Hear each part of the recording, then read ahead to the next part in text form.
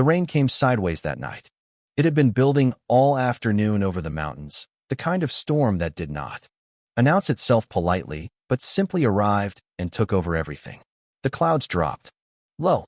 The forest turned dark early. The road into town became a shallow river, and the deer that usually grazed at the edge of Darren's property disappeared into the trees. Long before sunset, Darren noticed the deer were gone. He noticed most things. He was a man who had spent 20 years working as a wilderness medic in some of the most unforgiving terrain on the continent. Broken legs at altitude, hypothermia in rivers, people who had wandered off trails and not come back until someone went looking. He had seen what happened when things went wrong in wild places, and he had learned to pay attention to the small signals before the big ones showed up. The deer leaving early was a small signal. He filed it away and went to make tea. He had been retired for 3 years.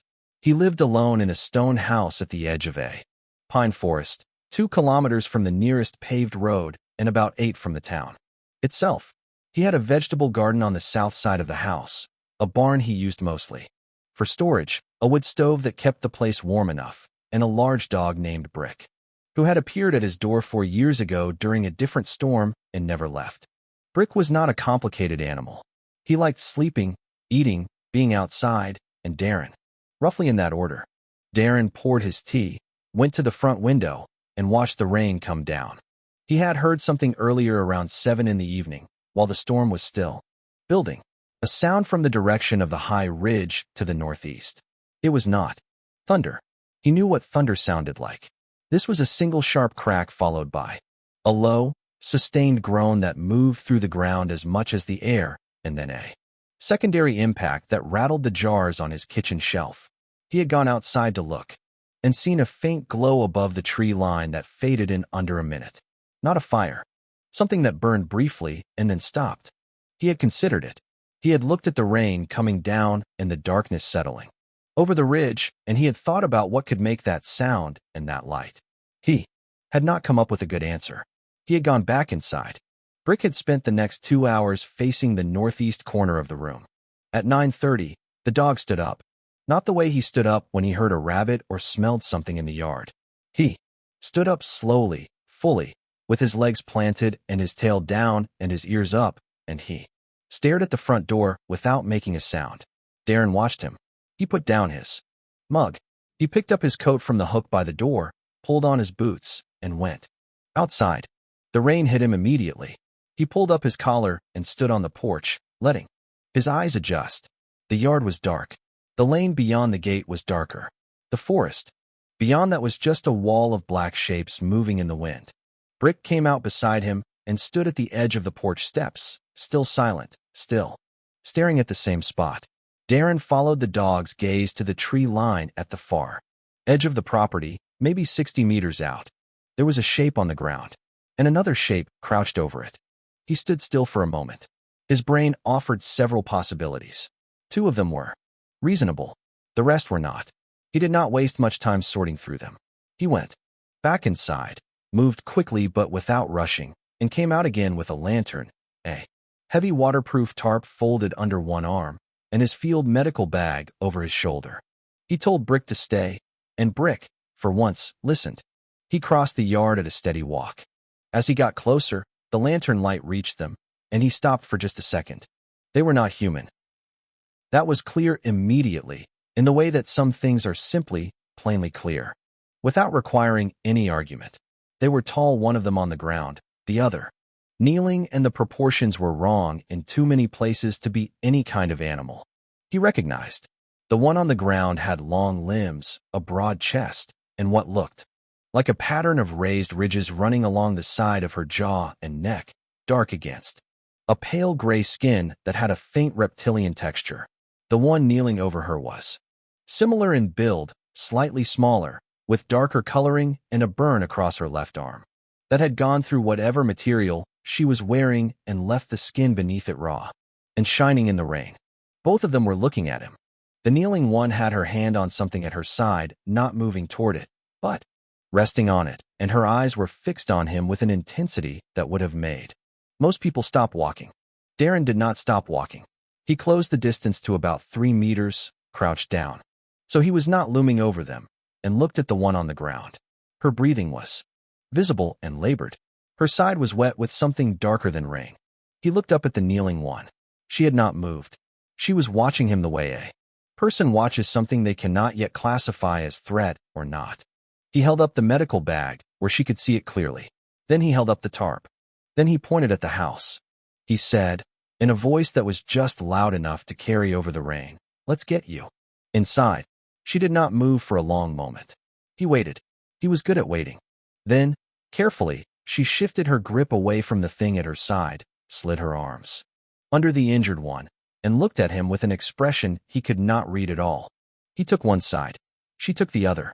Together, they lifted, and together, they walked through the rain toward the light in the window. Brick met them at the porch steps. He looked at the two strangers, sniffed the air once, and then turned around and walked back inside to his spot by the stove.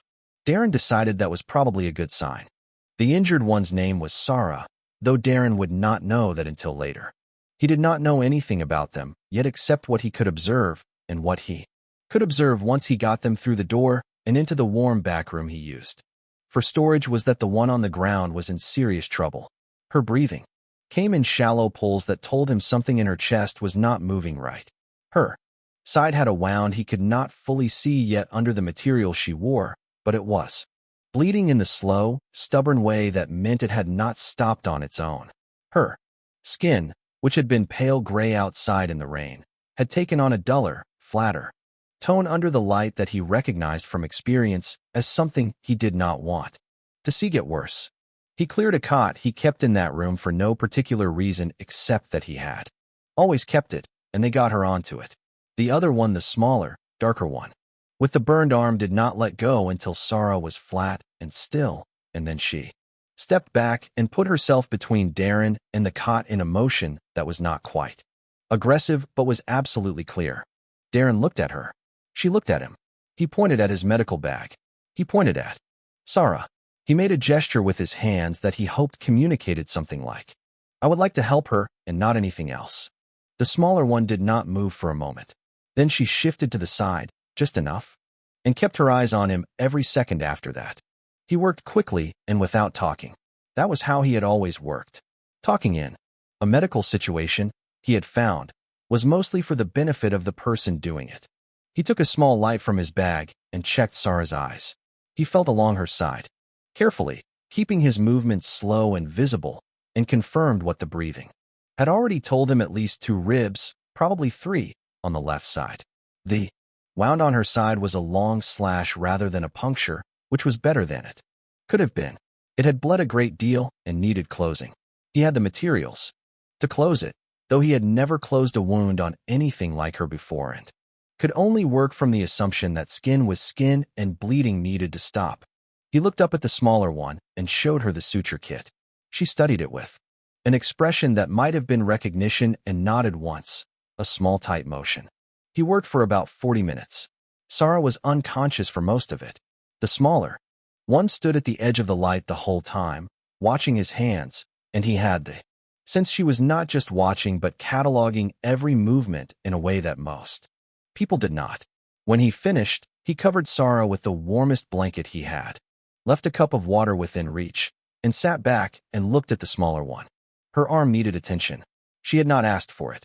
He looked at the burn and then looked at her. She looked down at her arm and then looked at him with an expression that was either stubbornness or pain or both. He pointed at the burn kit in his bag. She was quiet for 2 more seconds.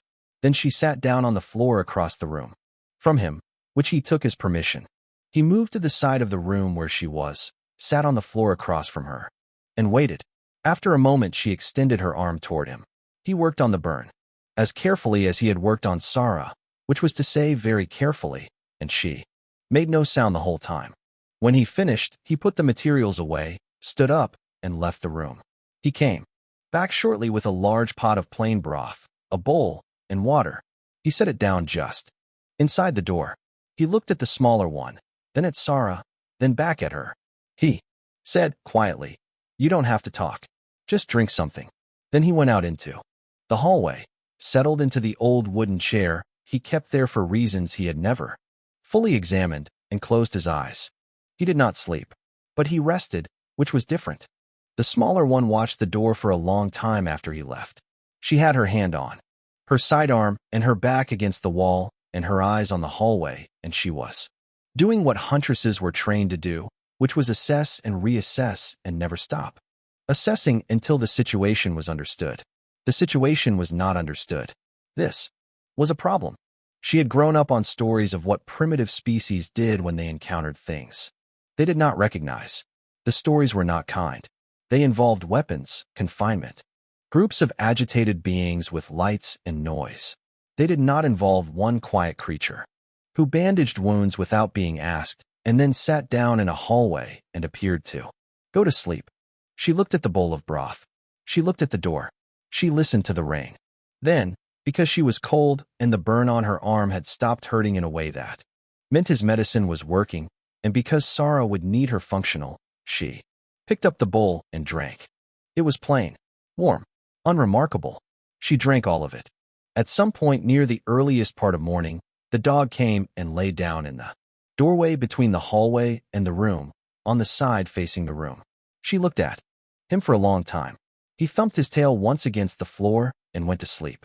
The smaller one, Lion, though Darren did not know that yet, sat with her back against the wall and watched the human sleep in his chair and the dog sleep in the doorway and the rain come down against the window, and she thought very carefully about everything she had seen in the last several hours. Near dawn, she spoke. She used the trade language, the common speech that most spacefaring species shared, expecting nothing. Expecting less than nothing from a creature on a world that was not supposed to know the galaxy existed. The human in the chair opened his eyes and answered her in trade speech. Slowly, with an accent she had never heard before, but correctly. She stared at him. He looked at her without any particular expression. She asked, because she could not ask, "Where did you learn that?" He thought about it. He said, "Some folks passing through. A few years back." He did not explain further. He looked at the ceiling for a moment and then looked back at her. He said, "How is she doing?" Lion looked at Sarah, whose breathing was more even now, whose color was slightly better, whose side rose and fell without the labored catch it had carried all night. She said, "Better. Because of you." The human nodded. He said, "Good." Then he got up and went to make tea. Lion sat in the growing light and tried to find the shape of a thing she could not quite name. She had expected fear. She had expected aggression, or at minimum the rigid freeze of a creature confronted with the unknown. She had seen none of those things. She had seen a man who went out in the rain because his dog was paying attention to something. She had seen a man who carried a medical bag as though it was simply always with him. She had seen a man who sat in a hallway all night to make sure two strangers he could not begin to explain were still breathing. She heard him in the kitchen, the soft sound of water being heated, the quiet movement of a person doing a small familiar thing. She heard him say something low to the dog. She heard the dog's tail. She did not have a category for him. In her experience, not having a category for something was usually a warning. This did not feel like a warning. It felt like something else, something she did not have a word for either, and she sat with both wordless things until the light came fully through the window and Sarah's eyes opened and found hers across the room. The first thing Sarah said was a question. It was the same question Lion had asked herself all night. Lion answered it honestly. She said, "I don't know what he is yet, but I think we are safe." Sarah was quiet for a moment. Then she closed her eyes again and slept, which was the CL. Three things told Sarah she was not dead. The first was pain, which was familiar and useful. The second was the smell pine, wood, something warm cooking, animal fur, damp earth from outside. Not the smell of a Varrock ship or a Greth holding cell or the burned metal interior of their scout vessel, which had been the last thing she remembered clearly. The third was Lion, sitting cross-legged on the floor 3 meters away, eating something out of a bowl, with the focused attention of someone who had not eaten in too long. Sarah tried to sit up. Lion pointed at her without looking up from the bowl and said, "Don't." She didn't. She lay still and took stock of herself instead, which was more productive. Anyway, ribs bad, but bound. The wound on her side closed, cleanly. Arm sore, but intact. Head clear enough. She had been in worse shape, and kept moving. She had been in better shape and been less careful. She looked at the ceiling. Stone and old wood beams. She looked at the window. Daylight, bright and cold, coming through in a single beam that cut across the floor. She looked at the dog, who was lying in the doorway facing out, like a very relaxed sentry who had made his own decision about where to be. She looked at the medical supplies on the small table near the cot that had clearly been used on her. She looked at Lion. She asked Lion, in Varek, to tell her everything. Lion did. She was thorough. That was one of the things Sarah valued about her. Lion never softened a report to make it easier to hear. She told Sarah about the human finding them in the rain. She told her about the night, the treatment, the hallway, the trade speech. She told her about the broth and the dog and the way the human had worked without asking questions. Sarah processed all of it. Then she said, "Where is he now?" As if on cue, they heard footsteps from the other side of the house. Not hurried, just moving, then stopping, then the sound of something being set down, and then the footsteps again, going outside. Lion said, "He does this. He moves around. He checks things. He doesn't explain it." Sarah considered that. A creature that checked things without explaining why was either paranoid, experienced, or both. She had met both kinds. She was not sure which this was yet. She asked Lion what her read was on him. Lion was quiet for a moment. Then she said she did not have one yet, that he kept evading categorization. Sarah said that was either very good or very bad. Lion said she thought it was something else entirely. The human came back inside an hour later. He looked into the room, saw Sarah awake and upright. She had managed to sit up by then, slowly, with effort, and gave a small nod that seemed to mean he was satisfied about something. He brought a tray with food on it, set it inside the door, and said to Sarah, in trade speech with that unusual accent, "You should eat before you talk. Whatever you want to say will keep." Sarah stared at him. He held her gaze without flinching and without any performance of bravery. He was simply not moving. She had met soldiers who could hold a gaze like that. She had met very old hunters who could do it. She had never met a creature from a species that had been looking at the sky and wondering if it was alone in it just a few decades ago who could do it. She ate. It was practical. He was right that she would need it. Then she talked. She told him what she was. She told him what Lion was.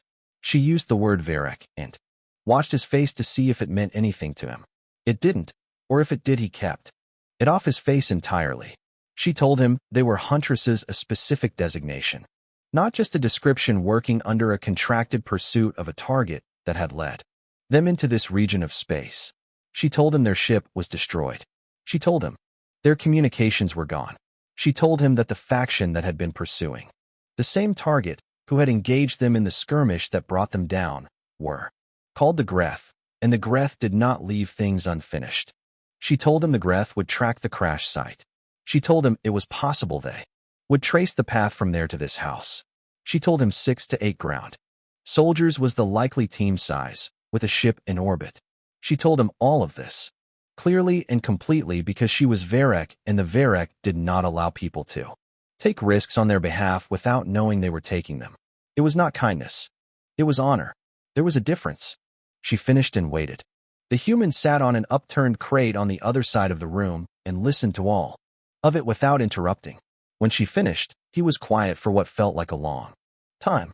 Sarah had used silences as a tactic in interrogations before, and she could not tell if he was doing that or simply thinking. Then he said, "How many did you say?" 6 to 8. She said yes.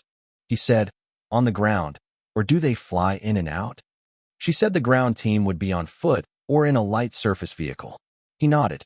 Slowly, he said, "That ridge to the northeast is the most direct approach from the crash site if they track on foot. There's one road in from the south that a vehicle could use, but it floods easily after rain." He said this the way someone talks about a thing they have thought about before, not a thing they are suddenly imagining for the first time. "I'll need to move some things in the barn." Sarah looked at him.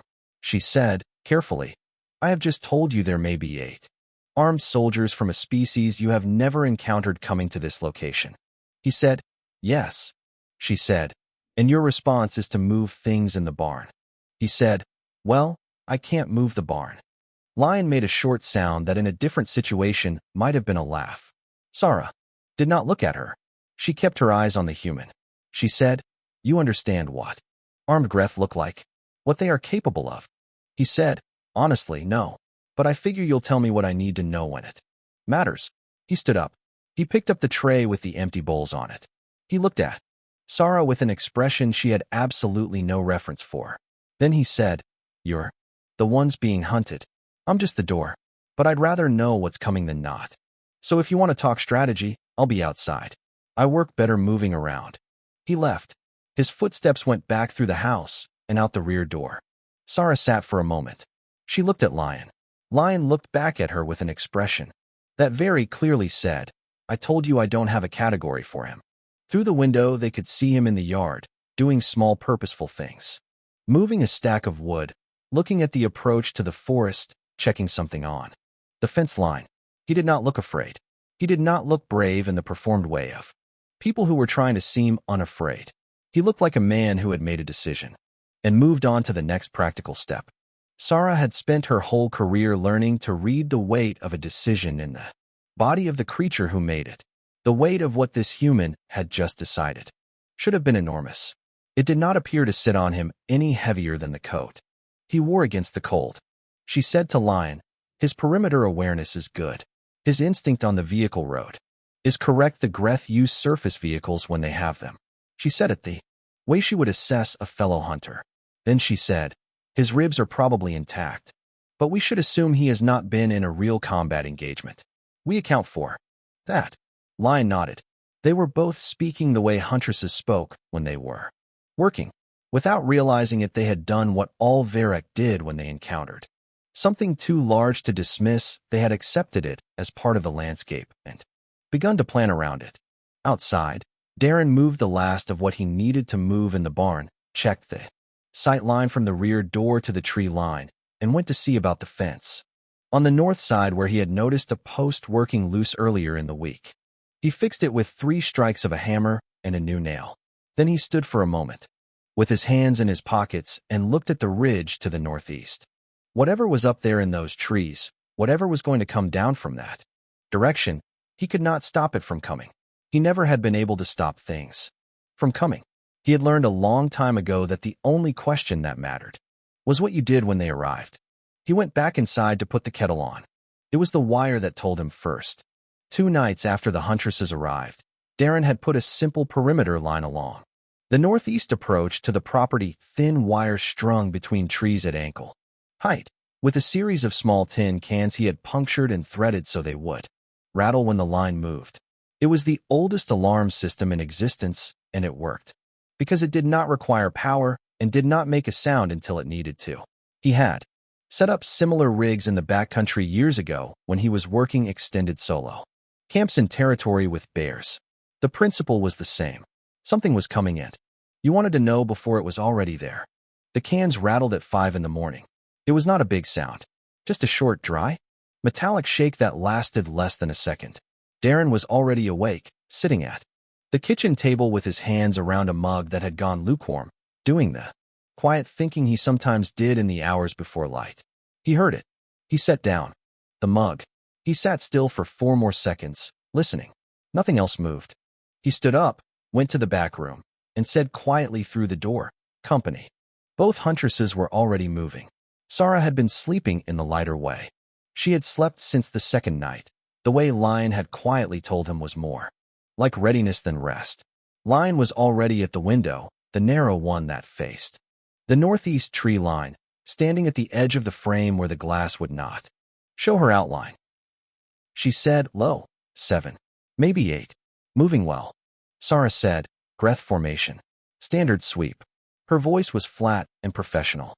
She looked at Darren and said, "They will stop at the perimeter of the structure and announce. That is their law before an action on non-aligned ground. It means nothing. The announcement is a formality." Darren said, "How long do we have?" Lion said, "For minutes. They're moving carefully because they don't know the terrain." Darren picked up his coat from the hook. He checked that the small device he had put in the inside pocket 2 days ago was where he had left it, and still running. It was. He had said nothing about it to the Huntresses yet. Then he opened the front door and walked out onto the porch. He heard Lion say something sharp to Sarah behind him in Varek. He could not translate it, but he could guess the shape of it. The fog was still sitting in the low places of the yard. The light was gray and early, and the forest edge was just visible as a wall of darker shapes about 50 meters out. He stood on the porch with his mug, which he had picked up again purely out of habit, and he waited. He heard them before he saw them. The sound of something large and unhurried moving through underbrush that was trying and failing to be silent, and then suddenly there were figures at the tree line, large, armored, moving with the practiced spacing of people who did this for a living.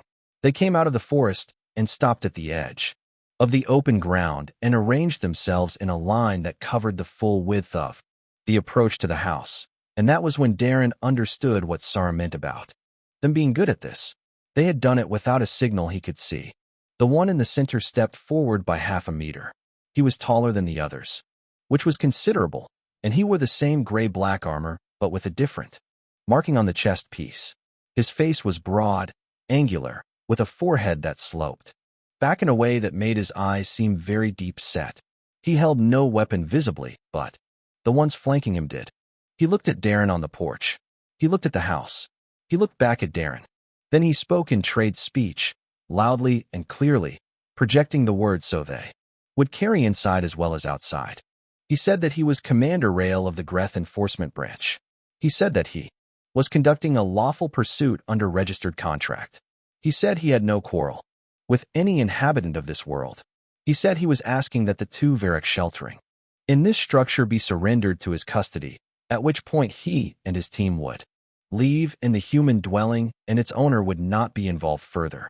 He said it the way someone says something they have said before in many places, with many different creatures listening. Professional, clear, final sounding. Darren took a sip of the lukewarm tea. He said, "Nobody here is being surrendered. You're on private property. I'd like you to leave." Rail looked at him with a stillness that was not quite surprise, but was adjacent to it. He said, "You understand what you are involving yourself in?" Darren said, "Yes." Rail said, "The Varek in that building are wanted under Greth contract law." Darren said, "Greth contract law doesn't apply here." Rail said, "No galactic law applies here, which means I am also not bound by any prohibition against taking action on this ground." Darren said, "That cuts both ways." Rail was quiet for a moment. He looked at Darren, really looked, in the way that Darren recognized from experience as the look of a professional reassessing a situation that had not gone as expected, not with anger, with calculation. He had the careful eyes of a person who solved problems for a living and had just encountered a variable he had not accounted for. He said, "You are one creature. You are not armed. There are 8 of us in a ship above this atmosphere." Darren said, "I can count." He said it without heat, without bravado. He said it the way someone states a fact that they are noting for completeness. Another silence, longer this time. Then Rail stepped back. He said something to his team in a language Darren did not know, and they moved, not advancing, not retreating, repositioning to the edges of the open ground, the flanks of the property, visible but no longer pressing. Rail looked at Darren one more time. He said, "We will wait." Darren said, "That's your choice." Rail and his people moved back to the tree line. Not gone, just settled in, watching. Darren stood on the porch another few minutes, and then turned and went back inside. He shut the door. He set the mug on the table. Sarah was standing in the hallway. Her ribs were clearly still hurting by the way she held herself, but she was upright, and her eyes were sharp. She said, "You have just made enemies of the Greth." Darren said, "Were they going to be friends?" She said, "They will not simply leave. They are patient. They will wait for a change in the situation, a weakness, a supply problem. They are very good at waiting." Darren said, "So am I." He went to the table and sat down. He reached into his coat pocket and set the small device on the table. It was running. A small light on the side blinked green every few seconds. He said, "I want to tell you what this is before we talk strategy, because you should know." Lion had come to stand at the edge of the kitchen. Both Huntresses looked at the device. He explained it. He said it was a recorder transmitting to an encrypted Off-site location, a server run by a friend of his in another city, someone who was not going to do anything with the material unless something happened to Darren. At which point it would go to several other people, some of whom were interested in the question of whether Earth was alone in the galaxy. He said it had been running since he opened the front door. It had recorded everything: the arrival of Sarah and Lion, the treatment, the conversations, and now 8 armored Greth soldiers standing at the edge of his property making demands. He said, I don't know who those people out there answer to, but I know that whoever it is, they probably don't want that footage in the hands of anyone who's been watching this planet quietly and waiting for a reason to ask questions. Sarah stared at the device. Then she looked at Darren. She said, very carefully, You did this before they arrived. He said, 2 days ago. A long silence. Lion said, quietly, almost to herself, he was already moving pieces. Darren said he was not sure about pieces. He said he just believed in knowing what you had before you needed it. He looked at Sarah. He said, You said you wanted to talk strategy. I think we should now. I have some ideas. You have better weapons. And you probably know more about what Rail's ship in orbit can and can't do than I do. He folded his hands on the table. He said, So, what does a Greth orbital support team do when a mission goes politically complicated? Sarah sat down across from him. Her jaw was tight, and her ribs were making the act of sitting a visible act of will, and her eyes were the eyes of a creature who was doing the very uncomfortable work of revising a model of something she thought she had already understood. She said, I will tell you everything you need to know. And she did. Outside, Rail stood at the tree line in the lifting fog and looked at the house. One creature. No visible weapons. No allies. No armor. Standing on a porch with a cup of liquid, telling 8 Greth soldiers to leave. He had done this work for 19 years, and he had never seen that before. He was a professional. He did not let things he could not explain make him act carelessly, but he made a note of it, somewhere in the back of his thinking where he kept the things that mattered. The quiet human on the porch. The way he had said, that cuts both ways. The way he had counted them, not looking afraid, not looking brave, just looking like a man who had already done his arithmetic and was waiting to see if anyone else had done theirs. Rail looked up at the sky where his ship was. Then he looked back at the house. He said nothing. He waited. He was very good at waiting. But something in his thinking had shifted in the small, quiet way that shifts sometimes do before they become something larger. He could not name it yet. He simply waited and watched the house and let it sit. The strategy session lasted most of the day. They sat at the kitchen table, Darren with his notes, which were written in his small and extremely neat handwriting on paper, an object Lion found quietly fascinating, and Sarah and Lion across from him, using a small projector from their kit to display a rough map of the orbital approach zones above the region. Brick lay under the table and slept through all of it. The Greth stayed in the tree line and did not move. Sarah explained the Greth orbital support structure. A contract-class pursuit mission of this size would have a single ship in orbit, a mid-weight enforcement vessel, capable of surface strikes but prohibited from using them on any settled area under 5 different galactic conventions, 2 of which the Greth had actually signed. The prohibition existed because someone, decades ago, had made the mistake of leveling a settlement to get one fugitive, and the political aftermath had lasted 40 years. The Greth were many things, but they were not stupid. Rail would not call a strike on a human house. It would cost his organization more than any contract was worth. That was one piece. The second piece was the recorder. Darren walked them through it carefully. The server it was transmitting to was run by a former colleague who had been, for many years, part of a quiet and unofficial group of people who had good reason to believe that Earth was not alone and had been gathering evidence patiently. They were not powerful. They were not connected to governments or organizations with real authority. But they were methodical, and they had spent years building relationships with a specific kind of person, the kind who moved quietly between galactic factions and knew things and sometimes needed somewhere to be that no one was looking. Sarah had gone very still when he said that. She said, These people who passed through, how many of them have there been? Darren said, A few, over the years. Lion said, And you helped them? He said, Some of them needed it. Another quiet moment. Sarah was looking at him as though she was recalculating. Something at a level deeper than she had calculated before. She said, "You are not surprised by us. You were not surprised the night we arrived." He said, "I was surprised. I just didn't think it changed what needed doing." She looked at him for a long moment. Then she turned back to the map and said, "Continue." The third piece was the most complicated, and it had come from something Lion said.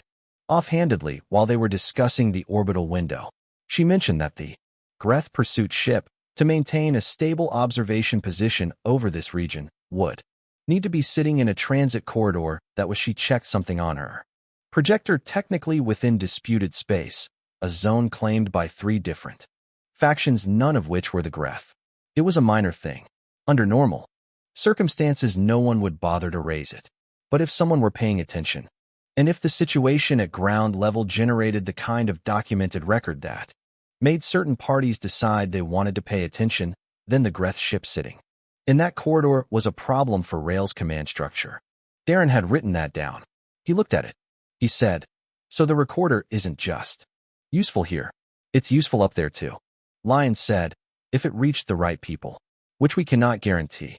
Darren said, "No. But Rail doesn't know what we can and can't guarantee. And he knows what the corridor problem would cost him if someone decided to make something of it." He put down his pen. He said, "He's a professional. He'll do the math." Sarah said, "You want to show him the recorder?" Darren said, "I want to have a conversation with him."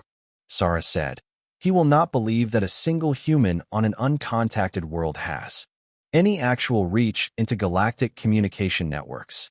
Darren said, "He doesn't have to believe it. He just has to think about whether he can afford to be wrong." Silence.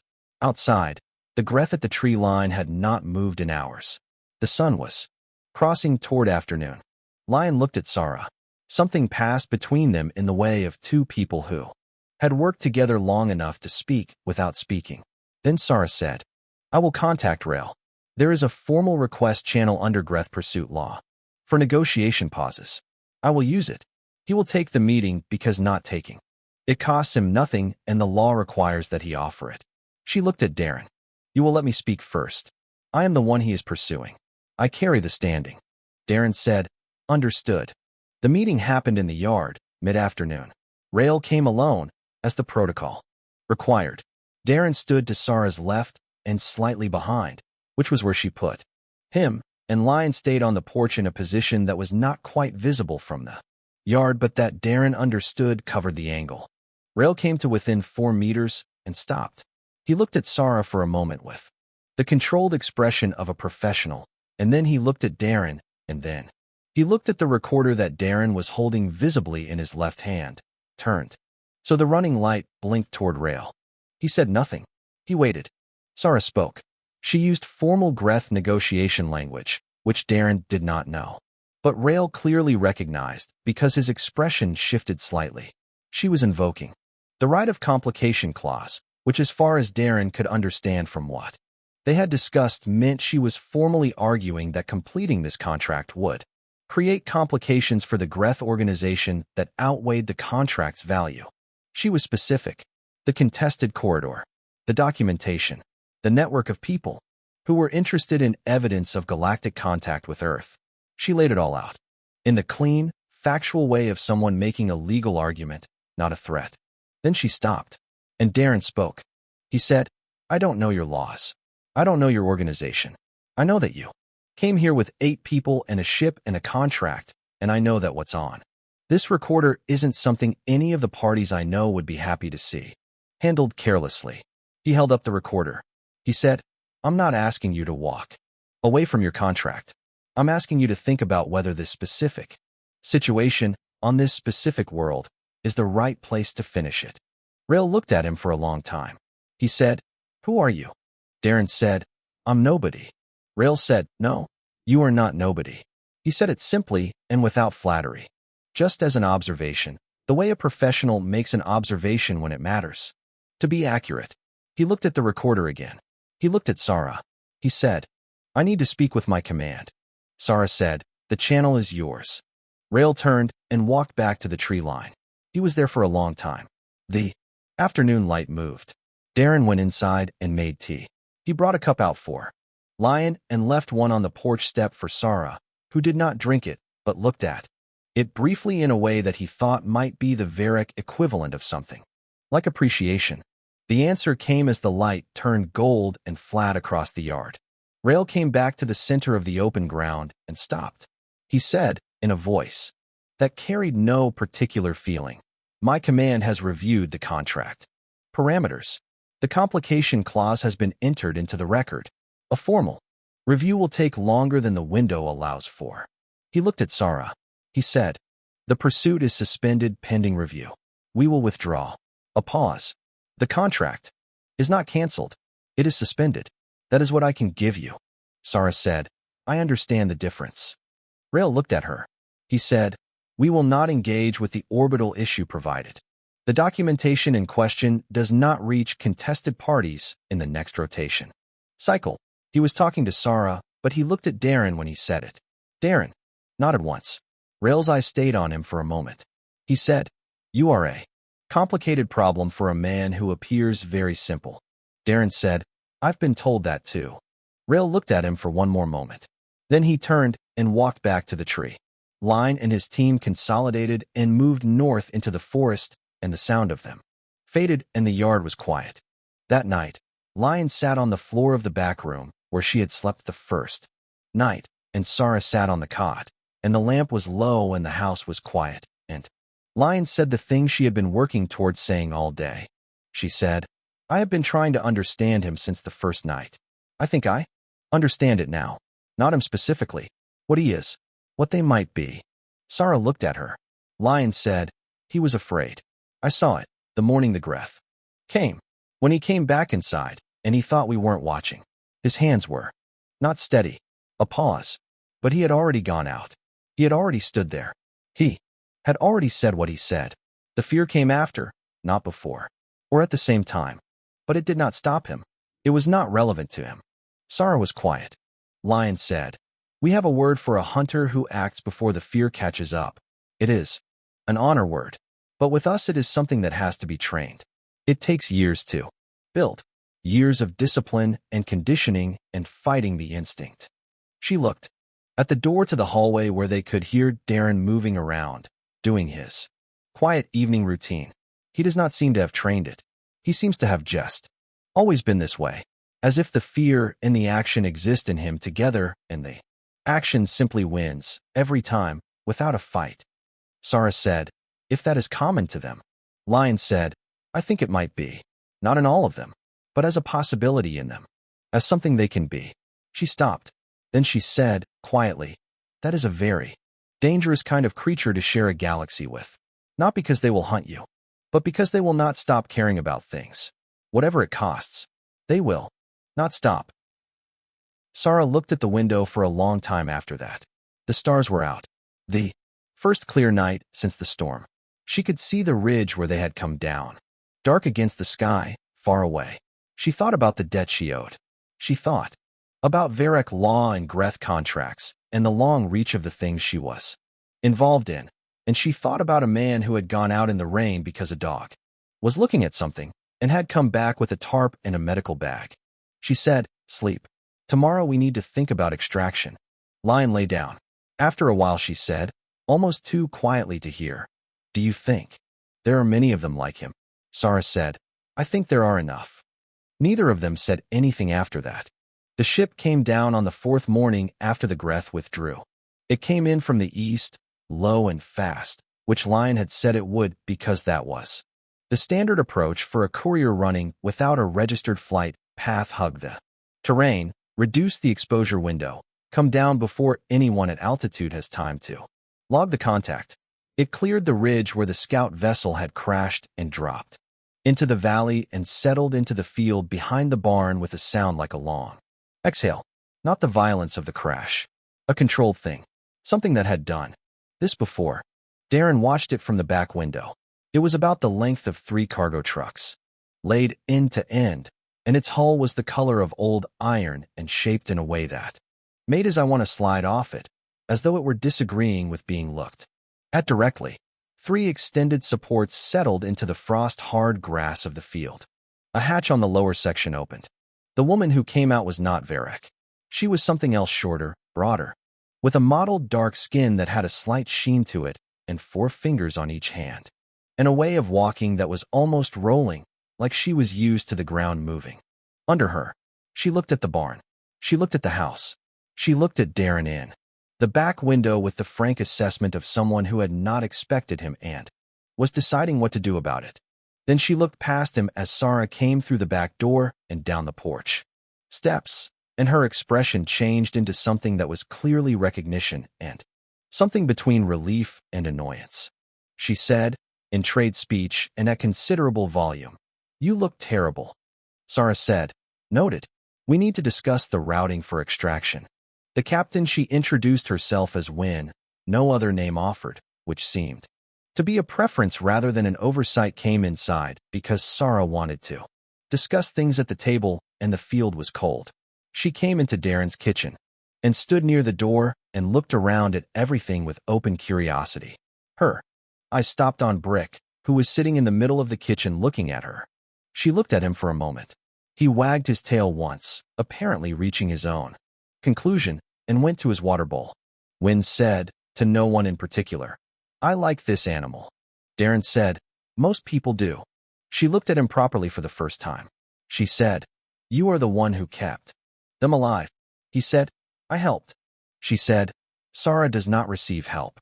The last person who tried to carry her gear when she was wounded lost the use of 2 fingers for a month." She looked at Sarah. She said, "What did you do to him?" Sarah said, "Nothing. Sit down." They sat at the table and discussed extraction for an hour. Darren sat at the end of the table and listened to the parts he could follow and did not interrupt the parts he could not. When they needed him to confirm something about the local roads, or the field's drainage, or how long the frost usually held this time of year, he answered and then went back to listening. Wynne glanced at him several times during the conversation with an expression he could not read. At one point she said something in Varek, and Lion answered, and Wynne glanced at him again and then looked at her food and did not say whatever she had been about to say. By the time they finished, it was midday. The plan was to leave that evening, when the orbital window above the contested corridor would give them the cleanest run out. That left several hours, and after the operational discussion was done, the table went quiet in the way that tables go quiet when the work is finished and no one quite knows what shape the remaining time should take. Darren got up and made lunch. He did not ask if anyone wanted any. He made enough for everyone and put it on the table. Wynne ate with the focused enthusiasm of someone who had been living on ship rations for too long. Lion ate carefully. Sarah ate without expression, which seemed to be how she did most things. Brick got a piece of something from Wynne's plate that she offered him directly, looking at Darren as she did it, and Darren nodded, and Brick accepted it with great dignity. In the afternoon, Lion went out to look at the garden. Darren found her there a little while later, crouching near the row of root vegetables that were still in the ground, looking at the way they grew. She had her burned arm healing well, he noted, the skin closing cleanly over the last week extended, and her hand near the soil without quite touching it. She said, "These grow in the ground underneath." He said, "Yes." She said, "We don't have this where I am from. Things that grow hidden and you pull them out." He said, "There's something to be said for it. You never quite know how they've done until you look." She was quiet for a moment. Then she said, "I want to tell you something before we leave." She stood up. She looked at him with a directness that was characteristic of her. She had always, he noticed, just looked at things the way they were. She said, "I have been studying you since the first night. It is what I do. I observe and I try to understand what I am looking at. I do not always tell the thing I am observing that I am doing this. It is not always kind." A pause. "I am telling you now, because you deserve to know that you have been very carefully looked at," he said, and she said, "And I think you are the most unusual thing I have ever encountered. Not because of what you did, but because of how little it cost you to do it. You did not decide to be brave. You did not decide to help us. You just did, like it was the next obvious thing." She stopped. "Where I come from, that takes years to build. training and discipline and fighting against every instinct that tells you the cost is too high. She looked at him steadily. You didn't fight anything. You just went out in the rain. Darren looked at the garden for a moment. He said, I've had some practice at the hard thing being the only thing. She said, what does that mean? He said, it means I've been in enough situations where there wasn't a comfortable choice. After a while you stop looking for one. You just do what needs doing. Lion looked at him. She said, your people. Are there many of you that way? He thought about it honestly. He said some. Enough. A pause. Probably more than people think. Including your people. She nodded slowly, as though he had confirmed something she had been working through. She looked back at the garden. She said, you should put more of these in. The ones underground. They kept well through the cold. He said, I was thinking the same thing. They went back inside together. The formal dead exchange happened on the front porch an hour before sunset.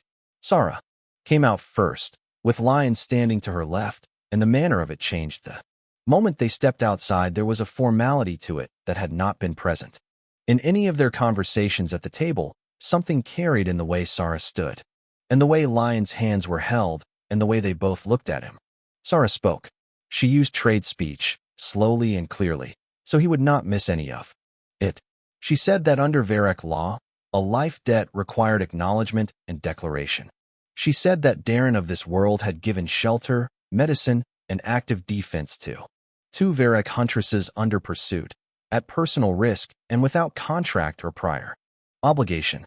She said this created a standing debt under clan law that would be entered into the record kept by her clan and would be honored by any member of that clan who encountered it. She said that the debt carried 3 implications. The first was that his name would be known to the clan. The second was that if he ever had need of extraction from this world or assistance anywhere he might reach, a specific frequency would answer him. The third was that any Varric who came to this area in distress could expect that the door of this house would be open to them, and that expectation would be communicated as a protection, not a burden. She said, this is what we can give you. It is not nothing, though we understand. It may not mean much to a creature who lives on a world that does not yet know what it means. Darren listened to all of it. He looked at her when she finished. He said, I appreciate that. I really do. A pause. I mostly just hope you both heal up. All right. Sarah looked at him for a moment with an expression that had, very quietly, something in it that was not the flat professionalism she carried most of the time. She said, you are a strange creature, Darren Hollis. He said, I've been told. She said, it is not an insult. He said, I know. Lion stepped forward then. She crouched down and put her unburned hand on Brick's head. He was sitting beside Darren with his tail moving in a slow, heavy arc. She held her hand there for a moment, and the dog leaned into it slightly, which was as close as he came to asking for anything. She stood up. She said to Darren, quietly, take care of him. He said, he mostly takes care of me. She looked at him. She said, yes, I believe that. Wind came around from behind the barn and made a short sound that was apparently the equivalent of time to go. Sarah looked at the house one more time, not long. Just a look, the way you look at something when you want to remember the shape of it. Then she turned and walked toward the field. Lion followed. Wind followed Lion. Darren stood on the porch and watched them cross the yard. He watched them go up the ramp into the ship. The hatch closed. The supports lifted. The hull shuddered. Once, a deep vibration he felt in his chest more than heard, and then the ship lifted, slowly at first, and then not slowly at all, and in 15 seconds it was over the tree line, and in 10 more seconds it was gone. The field was empty. The frost-flattened grass where the supports had stood was springing slowly back. The sky was the pale color it got in the late afternoon, before the cold settled in for the night. Darren stood on the porch until the sound was completely gone. Then he went inside. The frequency chip was on the kitchen table where Sarah had left it that morning, next to his mug. It was small and flat and had no markings he could read. He picked it up. He held it for a moment and thought about what it was and what it meant. The weight of it, not the physical weight, but the other kind, the kind that a thing carries when it connects you to something much larger than your kitchen, much larger than your mountain, larger than your sky. He put it in the front pocket of his shirt. He picked up his mug and went out the back door and down into the garden. He had been thinking about putting in more of the root vegetables, the ones that grew hidden and kept well through the cold. It was almost the right time of year for it. He would need to prepare the beds.